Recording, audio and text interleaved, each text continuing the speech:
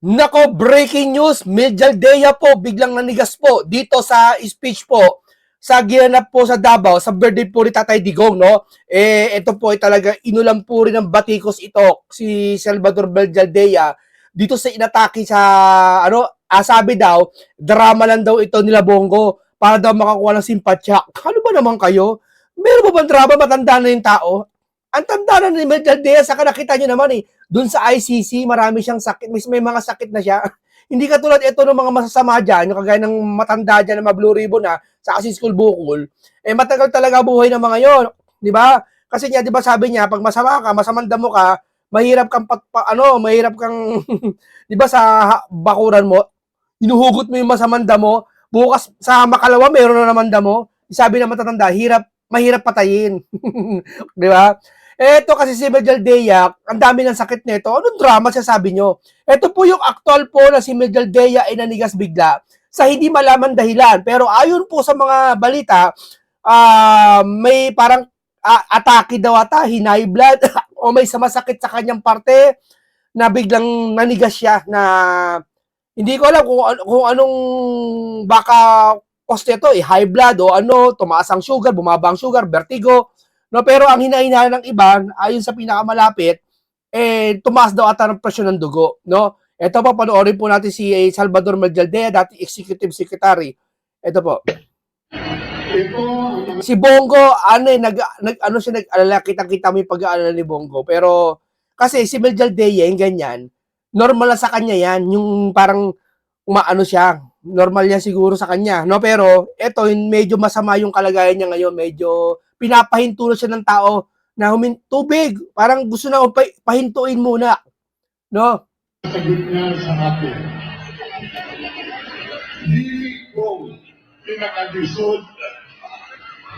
O, yun, no? Hindi pa masyado kita.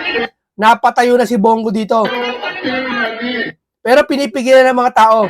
Sa servisyo sa katauhan. Oh. Pinagtaksilan at dinukot ng mga traidor nating mga kababayan. Sabi nila, nag-i-speech kasi si Medialdea dito tungkol sa dinukot at talagang si Tatay Digong, dinala sa dahig. Totoo naman Di ba totoo yon? Ha? Hindi ba totoo si Tatay Digong, dinala doon sa dahig? Tapos sasabihin nyo, wala kayong wala kayong kinalaman dyan, walang kinalaman ng Pangulo dyan. Ano ba naman kayo? Ang isang bagay na hindi mo sinaway, lalo ikaw may otoridad na asawayin, ikaw presidente, para mo na rin ginusto yung bagay na yon. Naintindihan mo? Halimbawa, ako presidente, nakita ko sa bakuran ko, ako pastor ng mga tupa, ha? Nakita ko isang tupa nawawala. Yung ba hindi ko jurisdiction yon? Pag may nangyari ba doon, sino masisisiin? Ako! Sa opisina, isang hepe, sino kakausapin pag nagkamali yung staff? Yung boss mo. Di ba? Ibig sabihin pala, ito, dinala si Tatay Digong sa daig, walang pakialam presidente. Yung ba ibig sabihin nyo? At sa ating mga batas, dito nahihirapan na siya magsalita siguro parang nahihirapan na siya huminga o may something sa loob niya. Kasi pag high blood ka po, mabigat ang dibdib. Lalo pag mataas ang presyon ng dugo. Kung ano ng mga naramdaman mo sa katawan, nahihilo ka, tapos para ka nagugutom, lalo pag mababa sugar mo, halo-halo na. dadalhin siya sa banyagang lugar upang litisin sa mga bintang na dapat kapwa nating Pilipino ang siya lamang ang dapat dumidihig at pumatol. Crime against humanity daw. Samantalang buong-buo ang tiwala, pagmamahal at suporta ng buong sambayanang Pilipino. Alam po ninyo, napakasakit mawalay sa lugar na inyong pinaglakihan at malapit sa inyong puso. Sa akin po, ito ang lungsod ng Davao.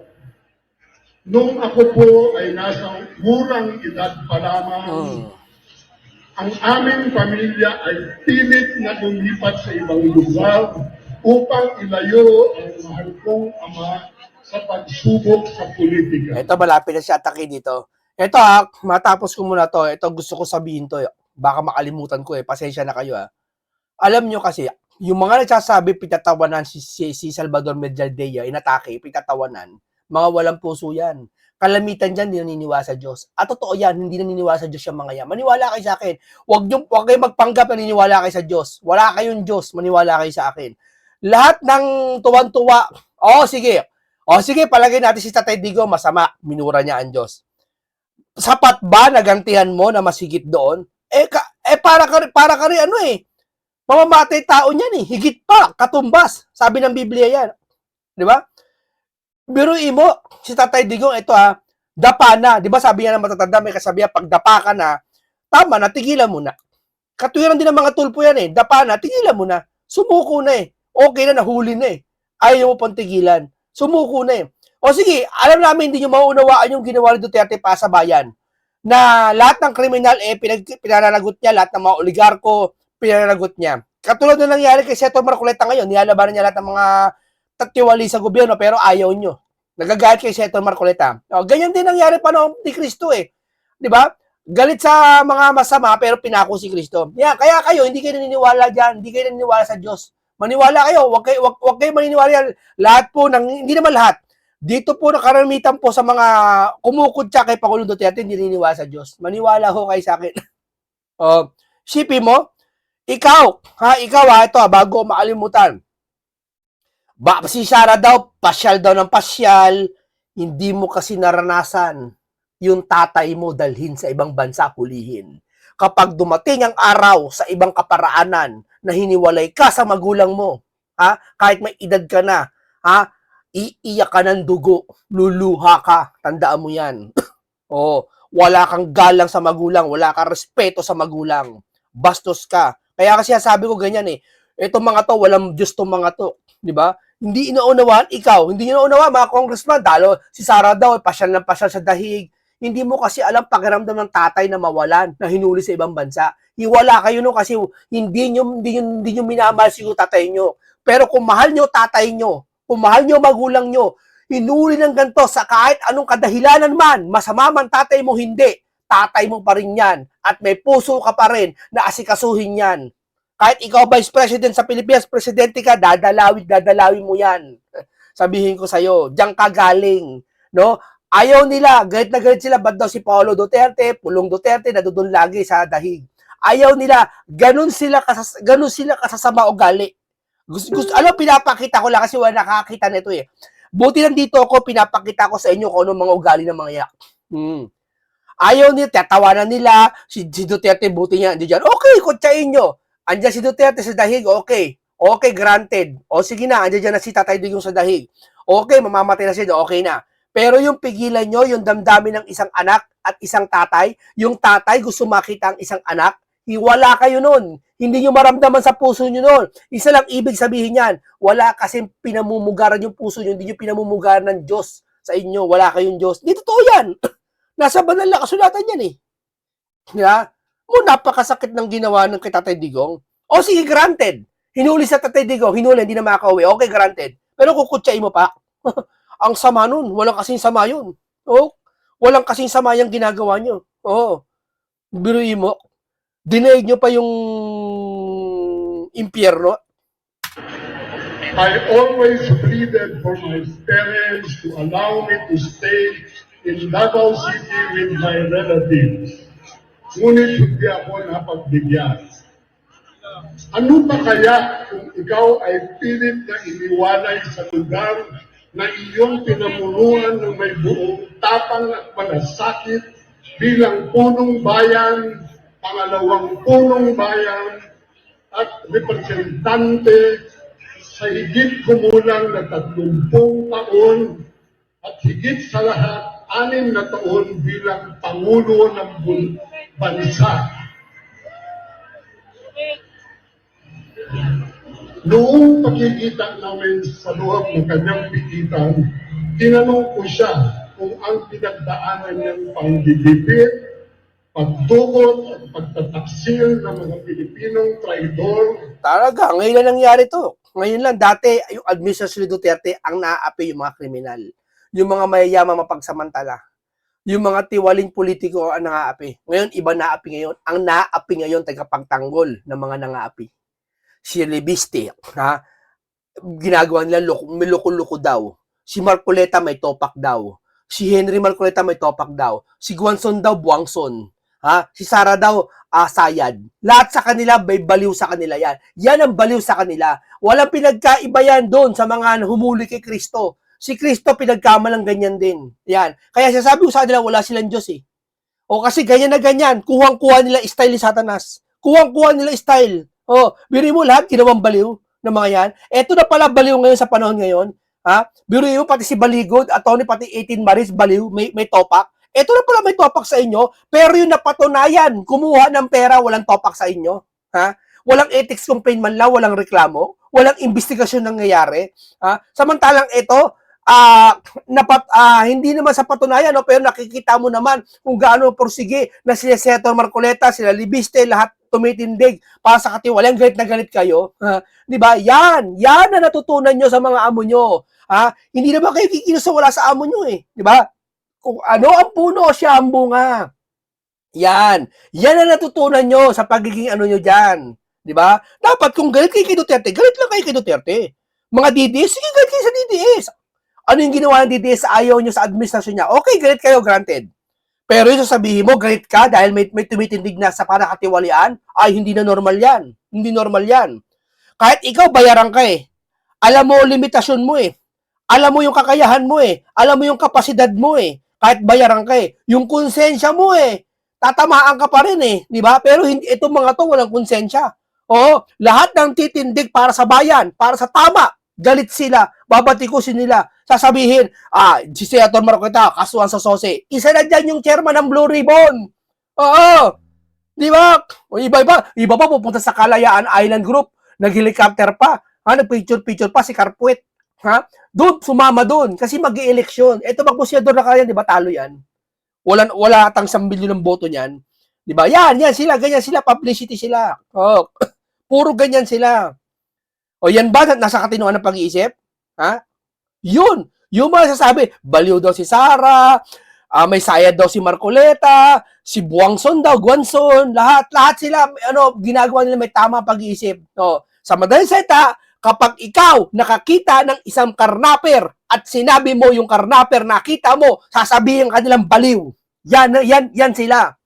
Isa lang ibig sabihin yan. Totally, sasabi ko sa inyo, walang mga Diyos yan mga yan. Mag-ingat kayo. Pati religion ng iba, winawasak na mga yan. Totoo, winawasak na mga yan.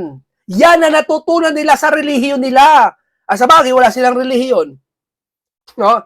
Winawasak, hindi totoo yan. INC sinisiraan nila. Sabi ng isang madaldal na doon, na akla ata, madaldal eh, bungangera, kala mo daming alam. Alam niyo na kung sino yun, kala mo daming alam. Porket siya yung langaw na nakadapo sa kalabaw, pakiramdam niya siya yung buong farm. Di ba? Yan siya sabi ko lagi sa kanya. Painin niya, napakarami niyang alam. Di ba? Na sumilip, hindi pong sumilip ka lang sa bintana, nakita mo yung hepe, tapos kinuwento mo sa kabilang baryo, na sinabi mo yung hepe kaibigan mo. Hindi mo naman totoo sinabi na nakita mo lang sa bintana mo. Yun, ganun yun, nagpapakalat na yun. Di ba? Biruin mo lahat ng reliyon, wala mabuting reliyon sa kanya. Di ba? Lahat sinisiraan, pati INC sinisiraan ha. Sabi huwag kayo maniniwala kay Madriaga, pati yung 18 months, mga INC yan. Paano gusto niyo palabasin pag INC, hindi pwede maniwala? Uy, ang laki ng ambag ng INC sa Pilipinas. Tumutulong yan, hindi na sa Pilipinas, sa buong mundo yan. Tumutulong yan. Biruin mo, Africa, tulungan. Uy, kontinente yung Africa, hindi bansa yun. Natuto ka ngayon sa akin. Di ba, sisiraan niya? Totoo, hindi lang INC, pati KOJC. Sinisiraan yung reliyon. Ganyan talaga tinuturo ng mga demonyo mo. Demonyo turo ng KOJC daw, demonyo turo ng INC, demonyo turo ng reliyon na born again. May mga nakikita ko eh. Para lang ipagtanggol yung mga loyalista nila. Para lang sira si Pangulong Duterte. Sabi ko nga kung si Duterte ay ayaw nyo, DDS siya, ayaw nyo panungkulan niya sa kanyang administrasyon, okay, right, tama yun. Karapatan nyo yun. At talaga may mga ayaw kay Duterte, hanggang doon lang. Pero yung siraan nyo na relihiyon ng mga bawat isa, Hindi lang reliyon, pati yung pagkatao, siraan nyo na. Pati gawin nyo na, baliw sila. Tapos yung, ang pinakamasakit sa lahat, yung tumitindig sa mga katotohanan, sinisiraan nila. Kinakasuhan nila. Samantalang yung mga 18 months, di nila yung mga napatunayang ng rakot, ayaw nila makasuhan. Yan na natutunan nila sa kanilang relihiyon. O, di ba? Kayo na humusga nun. O, tutuloy natin. ay ang pinakamabigat niyang karanasan sa buong buhay. Ito na. Ito ang mga sagot niya sa akin. Dili Bong, pinakalisod. O, dito na, alerto na sila. Yung mga tao inaawat na. Dili Bong, pinakalisod ang COVID. May sumasakit sa kanya, tinitiis niya lang eh. Nag-aano siya eh. Hindi ko alam kung saan galing yun, pero ako, ang experience ko, na high blood. Na high blood na siya. Siguro saka yung topic niya kasi nakaka-high blood din talaga yung pananalita niya eh.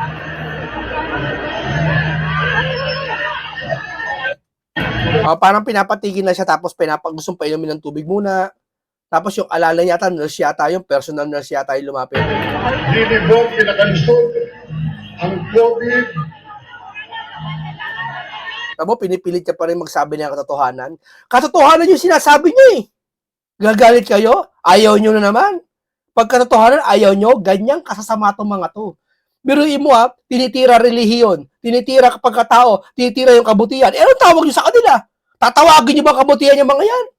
Hindi kabutihan yung mga yan.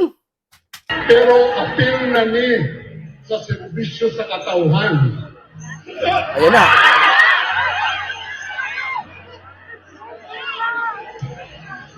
Ay, lumapit si Bongo. Okay.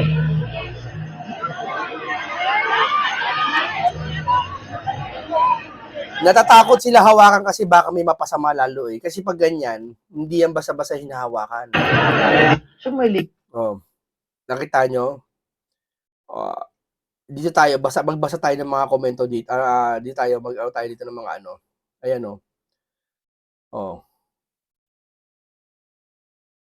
Ayan dumalaw po si Bongo sa ospital. Binatikos pa nila yan. Sinabi, nagpa-photo op daw si Bongo. Ano photo op? Ibig nyo palang sabihin, pag may ospital yung kamag-anak mo, nagpa-picture ka ng ganito, nagpapapansin yun? Nagkataon na politiko si Bongo. Bakit masama bang gawin to? Wala na bang kalayaan si Bongo na to? Di ba? Ay, sinugod po sa ospital, Umahawak siya sa dibdib niya. May something niya talaga, high blood siguro. May masakit niya sa niya sa loob ng katawan niya. Na high blood siguro. Palapakan naman natin ang partisan Casadalio. Ayun po. Ayun po si Mel Jaldea.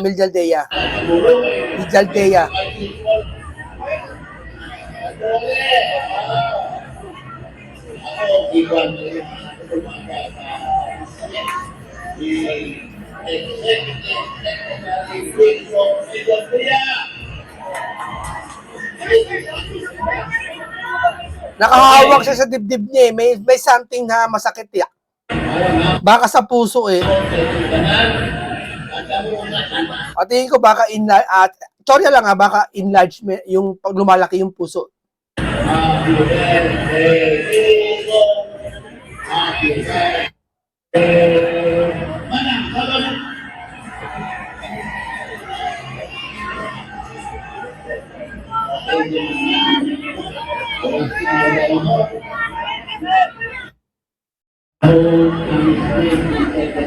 Yan. Ito. Biruin mo. Ayan Ayan sabi ano to? Drama na naman ba, Bongo? Grabe to. Pati ba naman si Tandang Salvador Medialdea ginagamit mo sa photo ops? Hindi photo op yan, sir. Totoo nangyari yan. At yan, nagpa-picture yung mga yan. At katunayan na si Senator Bongo, talagang nakasuporta sa kanya. Walang masama dyan, sir.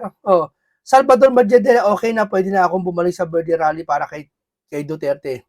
Bongo, wag ka muna lumabas sa ospital, hindi pa tayo nagpapapicture. Hula-hula niya lang yan. Yang sabi to, Salvador Medialdea, bakit naman? pwede naman sa event tayo magpa-picture. Go, mas okay dito sa ospital tayo mga picture para maipost ko sa social media. Invento na lang yan, no? Grabe mag-invento tong mga to, di ba? Oh, hindi nila kayang pag-separate yung sitwasyon. Oh, may mga DDS kasi, nakasalanan din ng mga DDS to eh. Na nagpapakalat ng fake news para lang mapabuti yung kalagayan ni Tatay Digong, di ba? Kesyo daw nagkanto si Tatay Digong, kesyo kakasuhan si ganito, hindi na maaaring fake news yun. Pero, sasabihin mo, pati ba naman yung katotohanan, susupilin mo? Si Libiste, di ba sabi ng Pangulo, mahiya naman kayo. Ibig sabihin, nandoon yung essence na tumulong kayo. Kasi walang pinagkaiba yan dyan. Diba sabi ko nga sa inyo, uulitin ko ulit sa mga utak nyo walang pinagkaiba yan doon sa isang nanay nagsabi, mga anak ko, mahiya naman kayo. Yung isang anak mo, babangon yung magwawalis. Yung isa maghugas ng plato. Hindi mo na kailangan sabihin kayo, maghugas ka ng plato. Sapat na yung sabihin nyo, mahiya naman kayo. Diba? Tama, mali. Diba?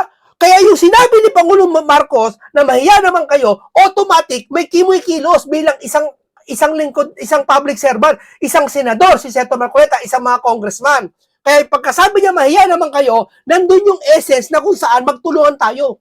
Tama? Sa pakikipagtulungan mo, maaari pwede kang magkamali. Pwede ka, halimbawa, ano ba ebidensya? Ito pinresenta mo, ito po ebidensya ko. Pwede hindi tanggapin to. Oy, mali ya. Palitan mo yan. Maghanap ka pa ng ibang mas matibay na ebidensya. Opo, sige po. Oh, sir, may bago ako ebidensya. Ito po. Di ba ganun yon? Pagtutulungan? O halimbawa, si Libiste, nakakuha ng ebidensya galing kay Cabral, na mayapa si Cabral Kuno. Di ba? Na mayapa. Hindi ba pwede si Libiste tumulong sa kanyang alam? Tapos sasabihin nyo, abnormal si Libiste? Si Kiko, baliw? Ha? Si Marcoleta may topak? Akala ko ba tulungan? Ha? Sino may topak? Yung nagsabing mahiya naman kayo na may mga taong tumutulong? O yung mismong taong gustong tumulong sa investigasyon? Sino may topak?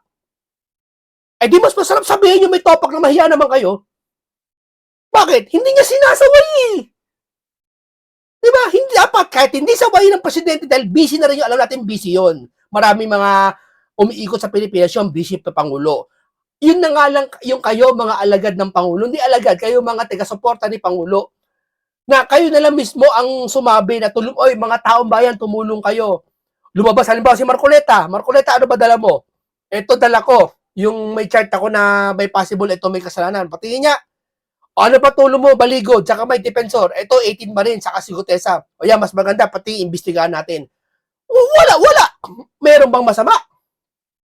Ha? Bakit ayaw nyo? Tanong. Di ba? Pati si Pinky. Akala ko ba nagtutulungan? Hindi nagtutulungan. Nagtatakipan. Tama, mali. Tapos sabihin nyo, titirahin nyo relihiyon ng mga bawat isa. Si Marcoleta, ganyan ang relihiyon. Ganito si ganito. Yung isa, ganyan. Biruin mo, napakasama. Kapag ang isang tao, malalaman mo pag masama. Alam mo paano? Bigyan ko kayo ng tip, galing sa Biblia. Ha? Kapag yung katotohanan, binabaluktot na. Tandaan nyo yan. Sabi niya ng Biblia, ang mapait minamatamis. Ang matamis minamapait. Tupad na tupad sa kanila yung sinasabi ng kasulatan sa mga yan. Kaya tatatanggi nila, ay hindi agad ito kay Tatay Digong. Okay, galit ka kay Tatay Digong. Dapat hanggang doon lang. Pero yung katotohanan na para dito sa bayan na to, para sa bansa Pilipinas, kahadlangan mo, mali na yun. Mali na yun. Magalit ka kay Tatay Digong, gusto mo, pagtawanan mo siya habang nakakulong sa dahig. Okay, right. Right mo yan. Pero yung katotohanan na titindig para sa bayan mo, ayaw mo, ay, hindi na, double standard ka na yan. Ayaw mo na si Tatay Digong, dahil alam mo na agawan ng masama, ayaw mo rin ng kabutihan. Ay, sino ba ayaw sa kabutihan? Kayo sumagot. Sino kayo sumagot kung sino? Ha?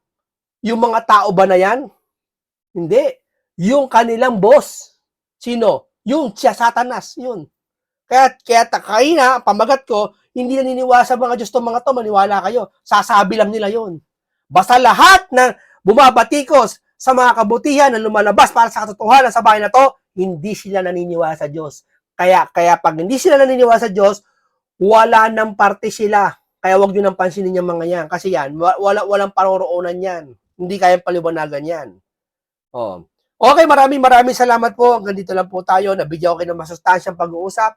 Dito lang yan sa programang ito na kung saan tayo ay totoo sinasabi dito. Makatwiran, masustansya ang pag-uusap. Di ba? Hmm. Real talk sa buhay. Di ba? Maraming salamat. Hanggang dito lang po. Ingat lagi kayo. Miljaldea, ipanalangin natin gumaling. Sana mabigyan ng katarungan yung katotohanan, no? Paalam sa inyong lahat.